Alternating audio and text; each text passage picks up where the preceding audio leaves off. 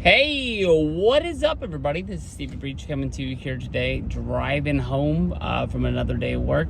I made a video yesterday on my way home from work. I didn't upload it yesterday until after I got home last night from a wedding because I didn't have the time to, tag it and thumbnail it and all that jazz. But a lot of people really responded really well to it. It was about CM Punk.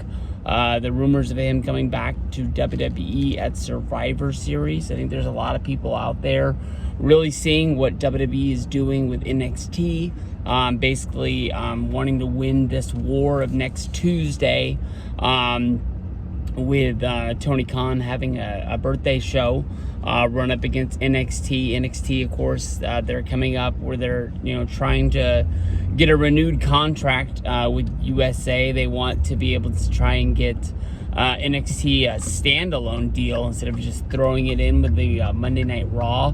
Just trying to make more money, of course, anytime they go through the merger like they did with the TKO deal.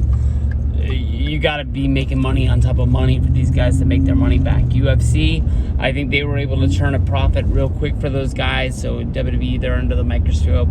We don't want to see any more cuts coming their way. So this coming up week, running against NXT, we've got Cody Rhodes coming to make a special announcement.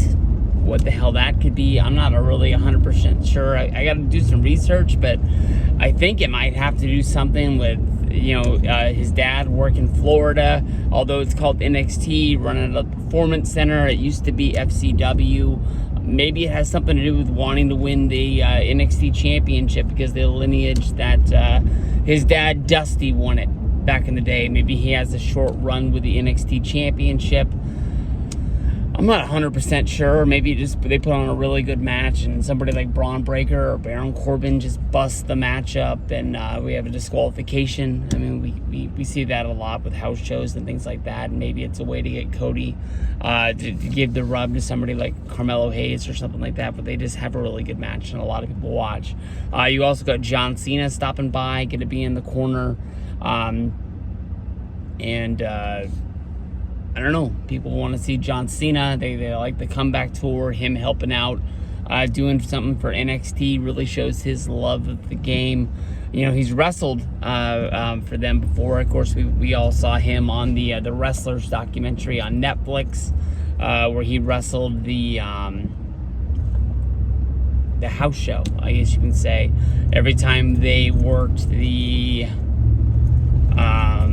Six Flags summer show, I think. So he actually didn't wrestle the live version, but they showed the tape version of him coming back, talking about the glory days of Ohio Valley and things like that. But I don't know. I think that honestly, maybe there's a chance they bring CM Punk back, but they sort of treat him like they do like the special attraction wrestlers, like a Brock Lesnar, like The Rock. Maybe he just does make the short-term appearance to book the one really big match, the one really big show. He sits on the shelf until the next time they need to break the glass and bring him out. Maybe he's a Royal Rumble, Wrestlemania, Survivor Series. Oh, I forgot about SummerSlam. Maybe he does the 4 big shows a year, sits out the rest of the year because they don't want the distraction in the locker room. They just sort of, can plan out what they do. They bring him into the Monday Night Raws to hype the show. He only really has to interact with who he's working with, and if somebody doesn't want to work with him, they don't work with him. Maybe somebody who's out there thinks they can get a really good match out of CM Punk. Maybe they have some sort of a past friendship. Maybe it's somebody who just knows that working with CM Punk's going to put them in a bigger light with the company, and if they can make dollars, it can be their push up the card into somebody else's spot that doesn't want to work with them. If they do bring him in, you got to be thinking of those like glorified WrestleMania matches. The biggest one I think that's out there that we've been chasing since at least WrestleMania 28, when CM Punk was one of the biggest heels in the business with the Straight Society, and we were kind of dreaming up what he was going to do at the Miami WrestleMania, and one of the matches that was out there was Stone Cold Steve Austin, easily one of the biggest names that there is in the business. I know that they win one of the WWE games. I think it was around like WrestleMania 15. Stone Cold was going to be featured on the artwork of the actual game disc cover thing. They did a sit down with Jim Ross with CM Punk and Stone Cold Steve Austin that was supposed to hype up the video game, but I think it did so well that people thought they were actually hyping up a real match that was going to come out. And WWE, I think they had to release like a press release, or maybe even like put out some sort of maybe they put it out in a tout, but I think it was probably in a tweet or something like that, saying like, hey, we have no interest in Stone Cold Steve Austin wrestling for us. They didn't want to be, promising something or making something that looked like a promise to the WWE wrestling fans that something was coming and not being able to deliver on it. At that point, Stone Cold Steve Austin, I think he had no interest in wrestling. The big wrestling boom. With the large television deals, I think they don't think they really had kicked in yet. They were making good money at that time, but not the really, really big money. Once WrestleMania 32 at Dallas came around, and then Monday Night Raw got the big contract, which then led to the Peacock deal. And WWE was breaking records all over, and suddenly guys that hadn't wrestled in a long time were tripping over themselves to come back and have one more big match to get that last payday to sort of like put underneath the mattress to make sure that they were well taken care of to the later days of their life. Stone Cold, I think he's still selling Austin 316 shirts like crazy. He's got the pro wrestling tees. He's always going to have the Mattels.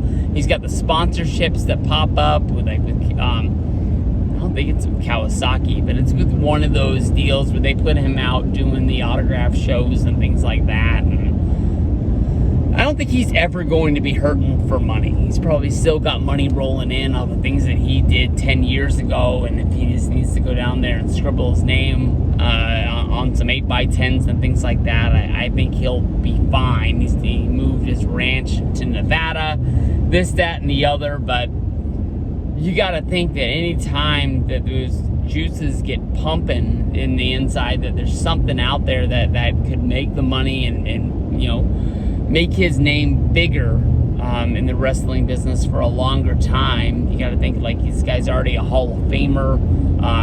He's headlined WrestleManias. He's had 3 really good WrestleMania matches with The Rock. He's done everything in the world with Vince McMahon. I don't know, but I think that honestly, you put that on the plate. WWE has CM Punk come back against Stone Cold Steve Austin. We saw that Austin had a match that was pretty competitive and pretty good against Kevin Owens. It was believable. It didn't have to go into that cinematic space like The Undertaker's last match against AJ Styles in the Boneyard, which honestly was really, really good, but they didn't have to shoot it overnight, taking like various cuts and things like that to make sure that everything looked good. They just went in there, did it old school style in the ring, and Austin got the huge pop, and I think the Owens got a huge rub off of doing the job that night. And then of course Austin came back the next night to do the Austin versus McMahon one more time to make sure that everybody knew that Stone Cold owned Dallas, and Stone Cold, one of the biggest names that's ever been in the WWE. I think it makes sense all around. You can have Punk come in, not have to really talk to anybody, just sort of do this, push it on the way out. It definitely, with WrestleMania 40 in Philadelphia, it would kind of have like today against the Attitude Era. It could be like the Straight Edge Society, the complete opposite of, with Punk being straight edge and Stone Cold Steve Austin pounding those Austin IPAs, as well as the, what was the other beer that he had that came out? I couldn't even pretend to like it. I'm not the biggest beer guy in the world, but Stone Cold Steve Austin puts a beer out, I'm gonna try it. But I think it was just like his own, maybe it was like American lager or some shit like that. But we'll have to see. I think there's a chance that this match can happen. In this world, I mean, honestly, anything can happen. Vince will take a shot as long as it's not going to burn the company down. And you got to think it's not them injecting CM Punk into the roster of WWE, you know, tearing down locker rooms city by city until he makes himself or, you know, somebody else quit in the company. So I think Punk's a big name. I don't want to see him kill the company, but I think that if there's money to be made out there, I think that WWE's gonna make it. Vince has taken those gambles before, and I would love to see Stone Cold take the gamble on the one match that I think is itched in the back of his brain for a long time, to see what him and Punk can do. And you know, I'm sure everybody thought him and Owens was gonna be it for his career. I think that's one hell of a way to, you know, close the door on your career. Wrestling a guy that some people say is on your level, and be there. But then again, in the back of your mind, I was about to finish this up, but I'll do it right here. In the back of your mind, you got to be wondering, like, could it have the Mick Foley effect, where Mick Foley came back. He had an awesome match to close the door on his career in 2000 with the Hell in a Cell with Triple H, after having the last man standing in Madison Square Garden, two of the best matches of his career. They asked him to come back and do, you know, WrestleMania 2000, WrestleMania 16 in Los Angeles. I don't think it was Mick Foley's fault. Was he the first one eliminated, or was Big Show the first one eliminated? I think, honestly, when it came down to it, it was about Triple H and The Rock more than anything else. But they wanted to do the four corners with McMahon in every corner deal, and then that didn't really go well. And then he came back. He did the Orton match that was fucking awesome for the Intercontinental Championship. That led to him coming back and doing the Rock and Sock versus Evolution at WrestleMania 20.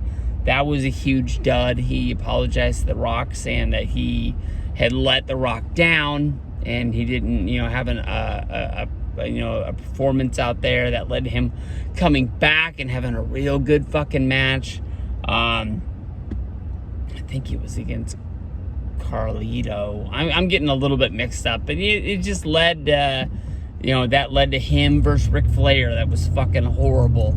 And, you know, he was like, when do you pull the cord on the career and say, we're done, and we're not going to, you know, keep coming back? But then again, I think wrestling, it's your own glory that you're chasing. I think that wrestling fans, once you retire, I think most people can say, like, okay, now you're done as a